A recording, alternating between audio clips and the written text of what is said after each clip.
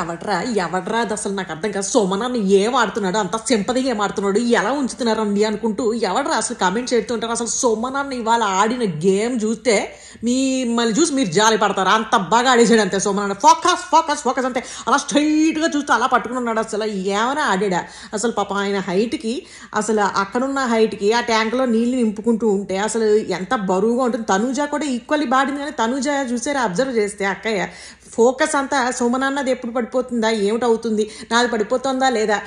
అక్కడ కూడా సంజన గారు మీరు భరణి గారినే పిలుస్తారు ఏంటంటే అక్కయ్య చెప్పింది, నేను ఆల్రెడీ మీ ఎవడో అయినా మన కళ్యాణ్ని కూడా 2 సార్లు పిలిచానమ్మా, భరణిని కూడా పిలిచాను. ఫస్ట్ టైం భరణిని పిలిచినప్పుడు బ్యాలెన్స్ చేసాడు బిగ్ బాస్, ఆయన దాంట్లో కూడా నీళ్ళు ఆయన నింపమని.